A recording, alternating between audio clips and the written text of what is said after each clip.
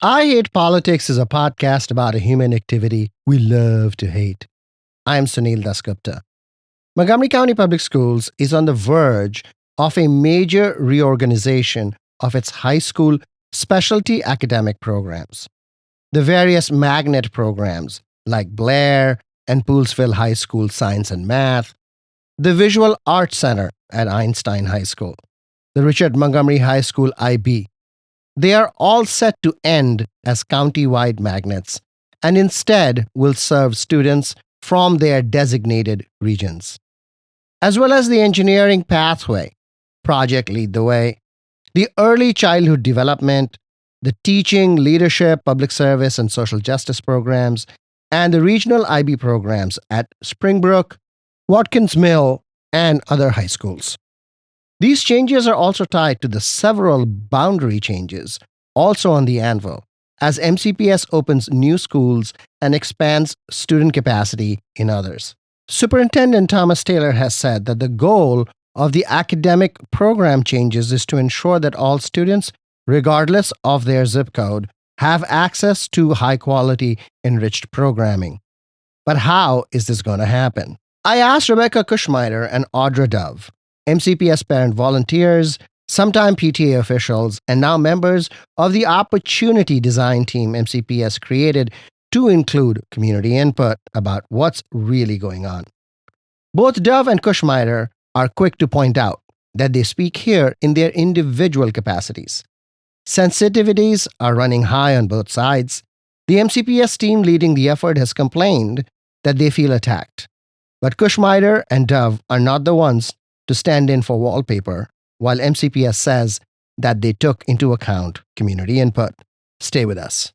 I Hate Politics is brought to you by UMBC's Political Science Program, where you'll learn to shape public policy, impact communities, and function at the center of modern society. Learn more at shadygrove.umbc.edu. You save yourself, but don't let me go, don't let me go.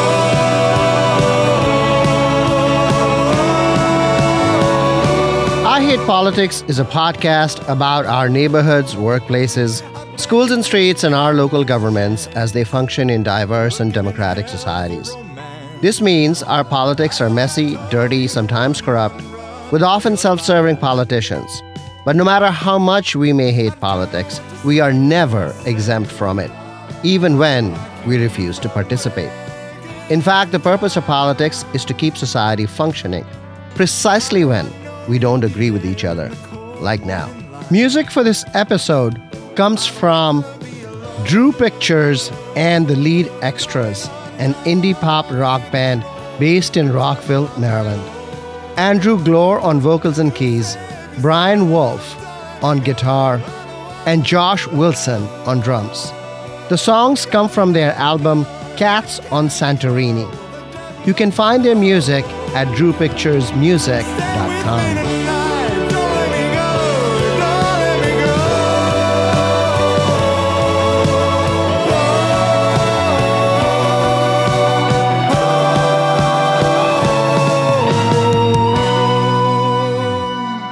Audra Dove, Rebecca Kushmiter, welcome to I Hate Politics. Thank you. It's good to be here. Happy to be here, Sunil. Montgomery County Public Schools, MCPS, is launched on what they call a program analysis, that is looking at the various specialty programs and trying to reorganize them. What is their proposal?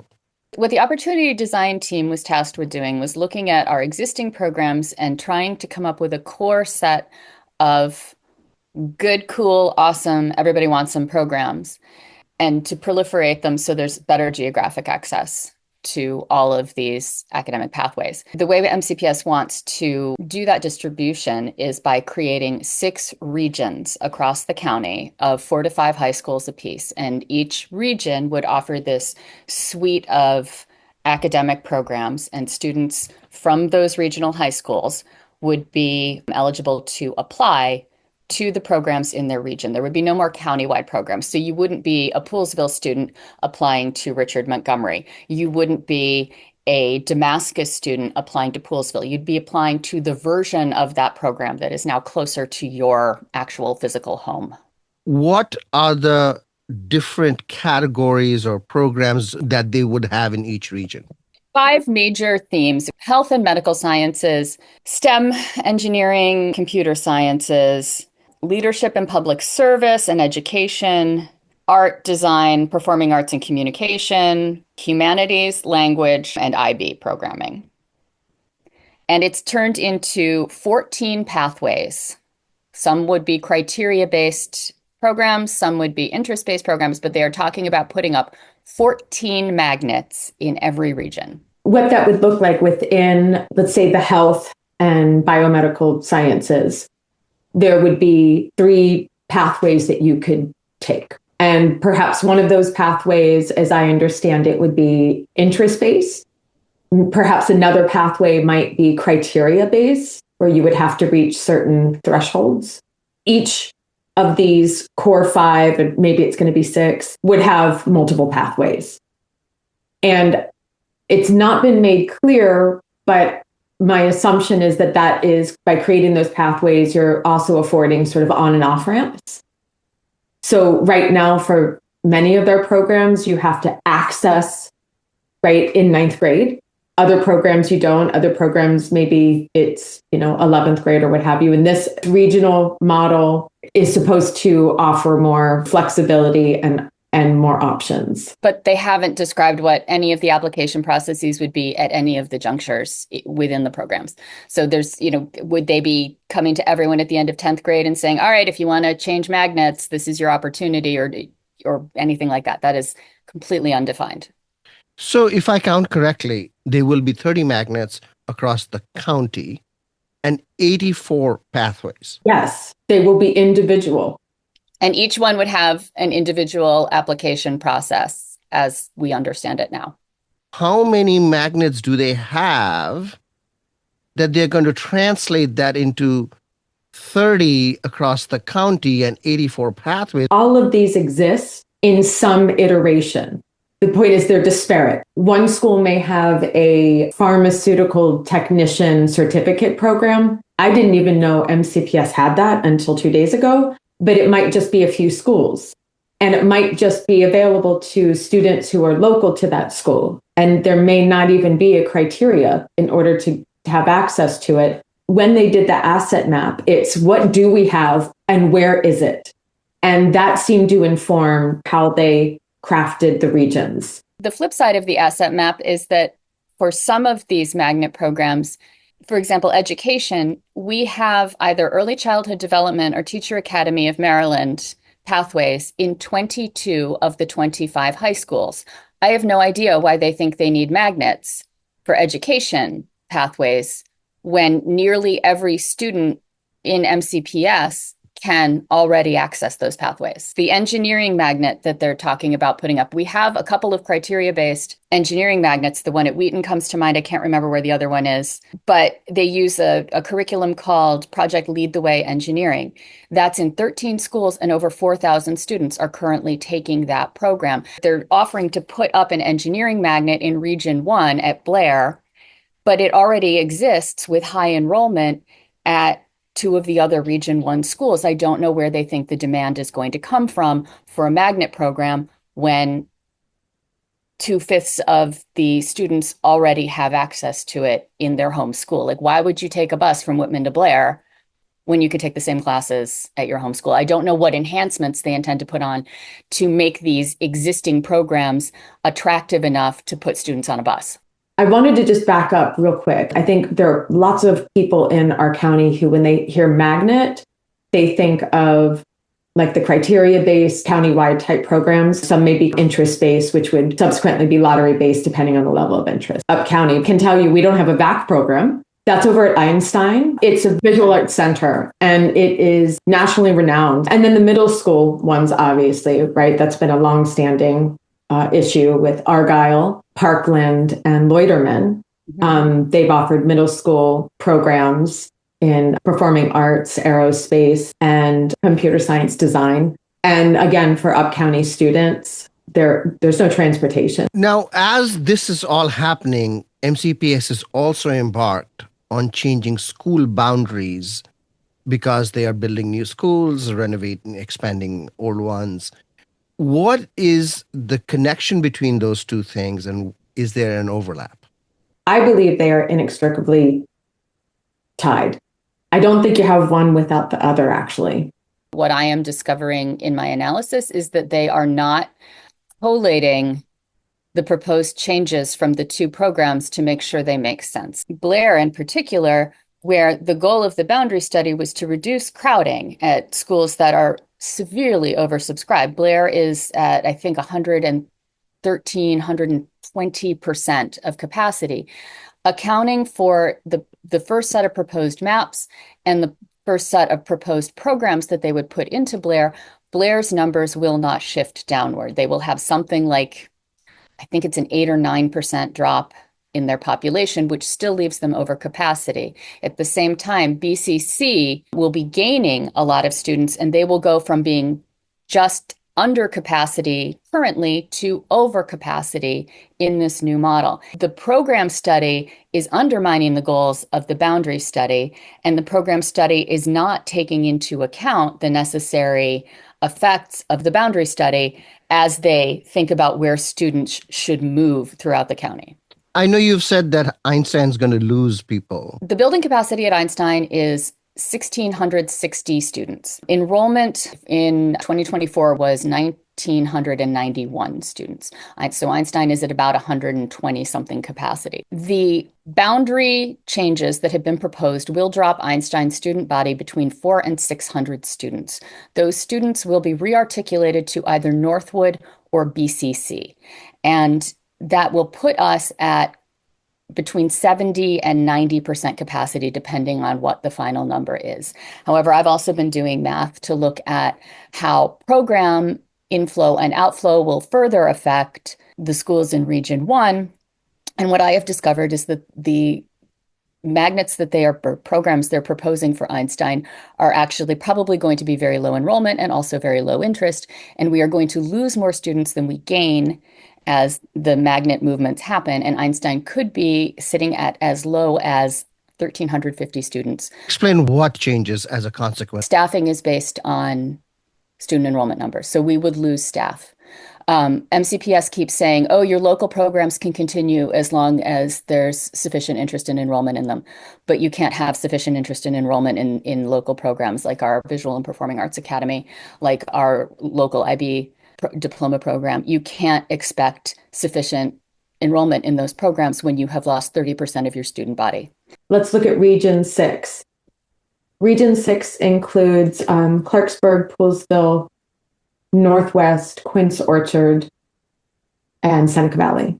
So Seneca Valley has some space, but as I understand it, something with the design makes portions of the third floor not accessible for students. Is the capacity on paper actually the capacity? Poolesville got a brand new, beautiful school. So they increased their capacity, I think, to maybe 1,300 or a little bit more.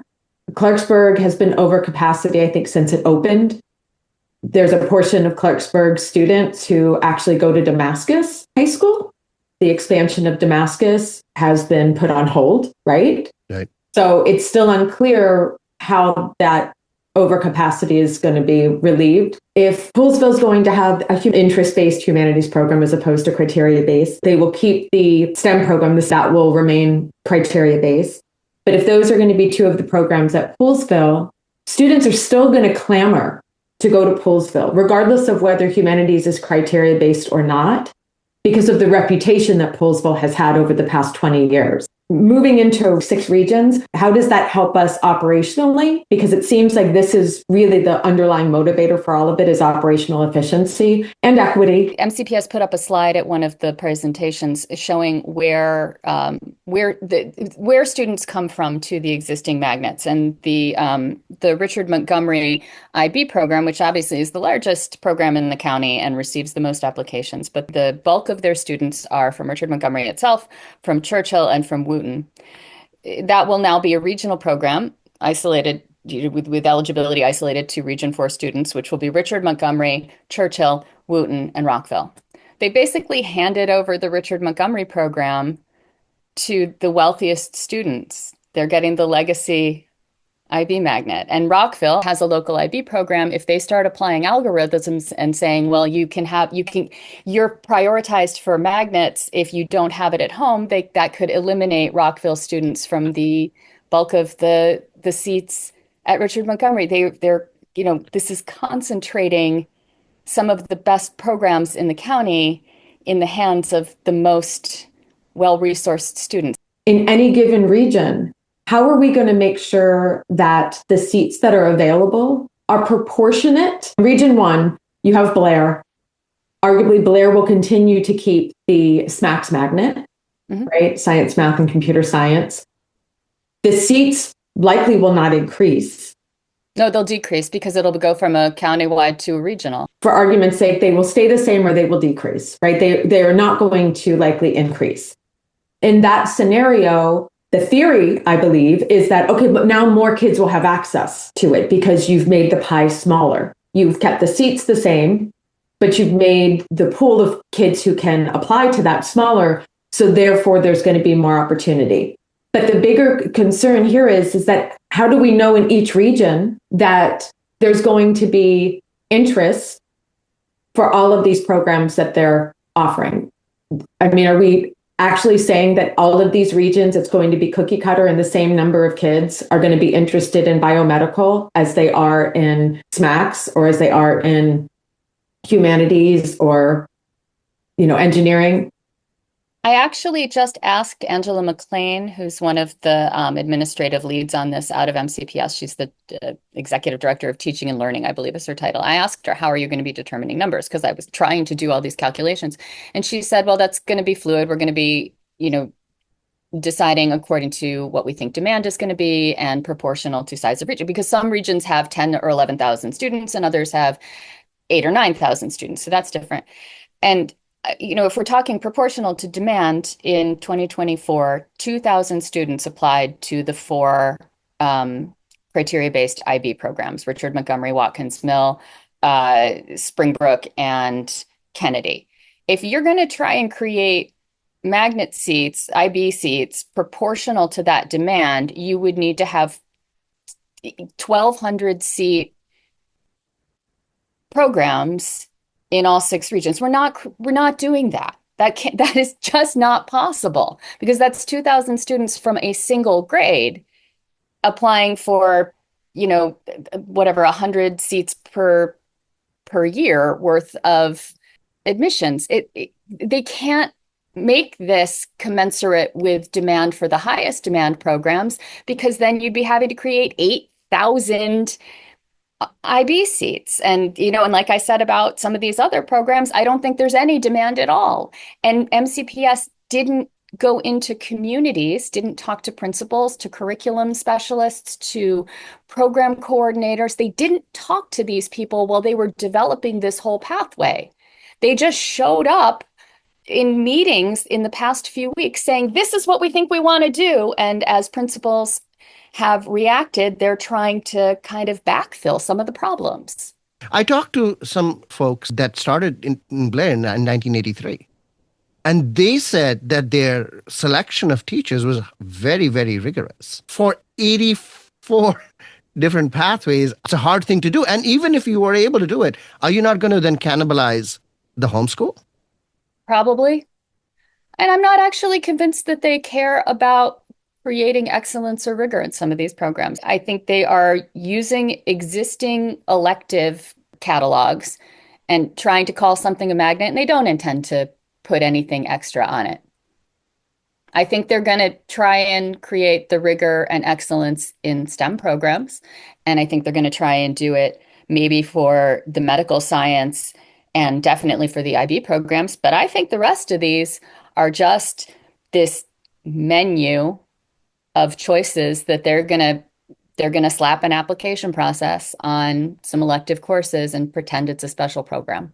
We have allowed our core academic courses to morph into such variance from school to school and even classroom to classroom in what is delivered to students that I don't see how we're not going to do the same with these programs. You may recall that this year there are these cross-functional teams where the area experts are put into the field instead of sitting in central office. And right now, for English language arts, for example, there are 13, I believe, instructional specialists that are on these cross-functional teams that are focused on elementary. Within these cross-functional teams, the people who are on the ground going into schools to further support leaders and teachers, that doesn't exist at the secondary level yet for English language arts. If we really want to talk equity, that's what needs to be happening across the board. MCPS doesn't have the capacity, right? They don't. They just don't have the capacity, and we don't have the funding for that. This is going to entrench some socioeconomic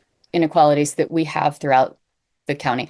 The criteria-based programs that we currently have, the median farms rate for those programs is 25% compared to a 39% farms rate countywide. And the only reason the median rate is that high is because there are a lot of low-income students who have been admitted to the Watkins Mill and Kennedy IB magnets. If you were to take those IB programs out of the equation, we're looking at farms rates of under 10% at some programs, under 20% at most of those programs. Whatever the application process we have in place for criteria-based special programming, it does not favor low-income students. The way MCPS has laid this out, the advanced academic pathways are all going to be criteria-based, and the more technical and career education pathways are going to be interest-based. And it really looks a lot like they're saying only the richest kids should be in the advanced academic pathways, and we'll create these career training pathways for the poor kids. Changes were made back in 2020 for elementary and magnet programs, the criteria. In 2020, it changed to lottery-based because the COGAT couldn't be administered, right? Because everybody was virtual. Everybody gets put into the lottery. What was supposed to happen is that that whole process was then supposed to be formally evaluated by the Office of Shared Accountability, which is MCPS's sort of data arm. And that was supposed to be done, I believe, in 2024, but it was delayed. And it's my understanding that it's going to be delayed until at least 2026.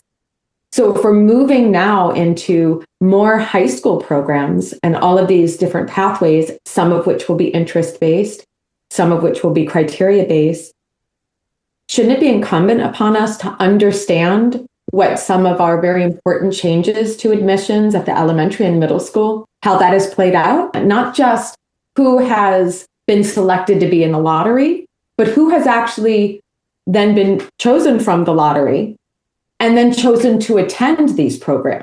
You know, all of this depends on money. What are the financial assumptions and implications of the changes that MCPS is proposing? There was a study commissioned in 2014 and published in 2016 to look at all of our special programs, all of our elementary, middle, high school, including like the Middle School Magnet Consortium and the DCC and the NEC. It included what it costs to do the different types of programs every year. And the cost to run a consortium like the DCC or the NEC, with the incremental staffing increases, the administrative costs for the lottery selection process, and for transportation, came to about $1 million a year. So it costs $1 million to run the DCC as the DCC. It costs $1 million to run the NEC as the NEC, Down County Consortium, Northeast Consortium, for acronym's sake. Then it also looked at the incremental costs for running the criteria-based programs that were in place, which included an array of middle school and high school programs. It didn't get into lottery-based programs. It was just the criteria-based programs. And I think there were about 13 that were in the calculus. The equivalent to a region's worth of pathways. And the costs to do the testing, administer the application process, the incremental staffing increases, and transportation for those 13 programs came to $3 million. Stipulating this is 2016 money and 2016 enrollment. You can sort of guess that it'll cost $3 million per region to run 13 program pathways that all have an application process and all come with transportation, which is staggering. They're getting rid of the consortium models for the DCC and the NEC completely, getting rid of the school choice lottery program that we've been using there for 20 years. They're completely dismantling that, even though it offered arguably more choice, more equitably distributed choice, and cost a third as much. I'm not sure I'm clear on what the financial model is. The only one that I recall seeing to date was, I think, one of the first ones they put forth, maybe 1 or 2 board meetings ago. Like there would be 2 years of teacher training and it would be 2 teachers for X program. I mean, yes, there are some teachers that will stay teaching that program for 20 years and there are others who will leave after a year. You need to have in place ongoing training and you need to have a model that supports regional PLC. So if you have 6 biomedical health sciences programs, and then within there you have 3 pathways, all of the teachers within those programs are coming together at least once a year to help plan. I mean, that's how you sort of ensure equity. That's how you better ensure that things don't go the way some of our core curricula have gone, which is there's variance. There's not really a standard curriculum for many high school classes. There just is, the curriculum is really sort of a lot of resources and frameworks and some standards. There's really been no dialogue about that. It's just, we're just going to take what works at successful programs, and then we're going to give sort of fluidity to it.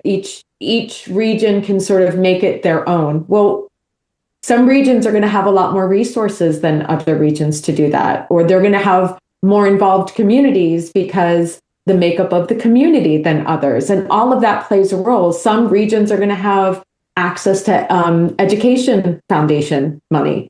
And how can we ensure equity longitudinally? Let's say we've got a region where a couple of programs have no interest and you shut them down. But then 5 years later, kids are suddenly interested in that and it's no longer offered in their region. It's only offered in other regions. And suddenly we're back to this scarcity model where your zip code does determine your access. That is something, Rebecca, that I have been thinking of throughout this whole process is how is that going to be managed? Because we're making assumptions, and you have to make assumptions, right? Before you move forward, there have to be assumptions. So I'm not knocking MCPS for making assumptions. They have to start somewhere. But it's this idea of, well, you're sort of basing this on the assumption that there's going to be relatively similar interest in all regions for these programs and for the individual pathways within these programs. And there is, as there is with everything in life, nuance there, and interests are going to change and areas are going to grow because of development. And so there are a lot of unanswered questions. And unfortunately, there doesn't seem to be enough time in this timeline to really dig deeper into how we're going to address that. So the timeline of fall 2027 is when these programs are first going to be rolled out, still looms as a big concern for many who have been following this. So where the rubber meets the road for me is that in current magnet programs, teachers teach 4 periods rather than 5. The rest of MCPS, high school teachers teach 5 periods. But if you're in these specialty programs, you teach 4 periods and allow more planning, more collaboration. Given the fact that they want to do this across 84 pathways and 30 different programs, what does that do to the teaching load? Are you sure about that? Are you sure that they only teach 4? I'm not sure every teacher, but the 3 that I talked about, the criteria-based ones, they get 1 release period. I'm not sure. I don't know about if that is the case. That is a big disparity, right? Because you can't offer a release period for every single teacher who teaches in one of these pathways, an extra release period. You would need more staff to pick up the load. Remember also that the teachers who are teaching in these criteria-based high school magnet programs, they are typically not just teaching classes in the magnet program. You mentioned the teachers having alternate schedules. I know for a fact that the students in the CAP program at Blair, they have a different bell schedule than the rest of the school. I think they're taking an extra period every day. As are the SMACS students at Blair and Poolsville. Yeah, it's, so that it's structurally different than the rest of the bell schedule. We could get a lot of clarity if MCPS had sat down and talked to teachers in the special programs, administrators in the schools that run them, talked to parents and students about what it's actually like to go through these programs, and they have utterly declined to do that. Rebecca, how do you know this? Because I asked. They announced at the board meeting in August that they were going to begin reaching out to principals about these proposed structures. They already put out the list of regions. They had already assigned or proposed assignments of what programs would be at what schools before they started talking to principals. And I emailed the principal at Einstein. I said, Mr. Brown, have they talked to you about it? And he said, they came and gave us a presentation. And I have been given an opportunity to share my thoughts. So, and other principals had been hearing that they would get to choose what programs were going to be at their school, and then administrators showed up with a list. I was just in a conversation with several of the academy coordinators from DCC schools, and they all confirmed that they had been given a version of the same presentation that we've seen at board meetings, but they were not consulted about what curriculum would look like, what it actually takes to run a program. And we're talking decades of experience that these professionals have in running academies. Yesterday in the Opportunity Design meeting, Jeannie Franklin said, oh, we just talked to SGA students, but they didn't talk to SGA students. They talked to kind of the county level SGA students, not kids in schools. They've talked to maybe, 5-10 students. They haven't reached out to alumni, recent graduates of programs. They're just, this is policy by spreadsheet. We as a county have not done right by tens of thousands of students, tens of thousands. I don't believe that right now they have the infrastructure in place, and I don't believe they're planning to have the infrastructure in place to be able to do this in a way that truly is equitable. The plane is being built while they're preparing to take off. Given that it is a going concern, that there are kids involved, can you do anything else but build the plane while flying it? You could probably concentrate on building one plane at a time while flying. Building a smaller plane initially. We have to do the boundary study. That has to be done. We have 2 high schools opening. We have schools that are overcrowded. That's mathematics and geography. We have to do that. We could let the dust settle from that while we start implementing the new curriculum, and then start looking at curriculum enhancements, which is what all of these special programs effectively are. The general public obviously will look at this and say, of course, why wouldn't we want to expand access? Why wouldn't we want programs to be equitable? Why wouldn't we want more programs for our students so that they, who have varied interests and can explore different career and professional pathways, right? I get that. I'm one of those parents, of course. I don't think Rebecca feels like, no, we don't want to limit. Right? I went into this whole process so optimistic that they were going to create something really good, but all I can see is the places where I feel like we're in that, the experiment of build a structure using marshmallows and spaghetti, and and the spaghetti is going to snap if you push too hard. I feel like that's what we're doing here. What we don't want to see is that these programs become understaffed, undersupported, and that there ends up becoming a lot of variance. Not positive variance. It's one thing to say, okay, well, this group is going to take a field trip to New York and this group is going to take a field trip to DC. That's not what we're talking about. We're talking about this group is going to be exposed to Shakespeare and this group is only ever going to read graphic novels. Rebecca Kushmeider, Audra Dove, thank you. I'm sure there's going to be round 2 to this. Thank you, Sunil. Thanks, Sunil.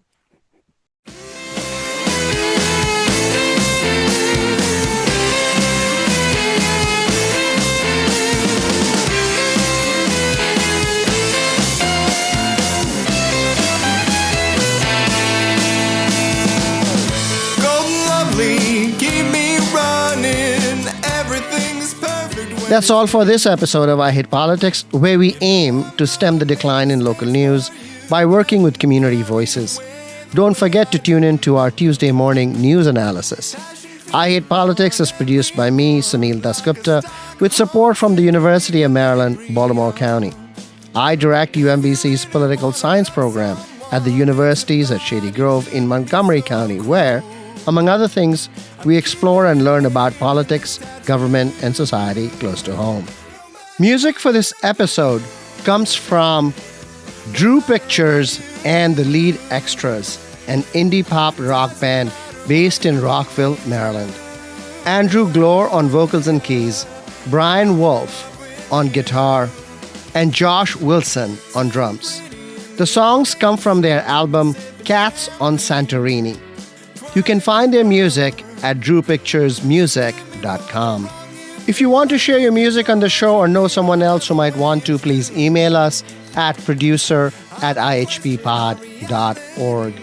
I hope you'll subscribe and share the podcast as we bring you stories about politics close to you and to your home. See you next time. I'm your mirror, mirror hanging on the wall, saying you're the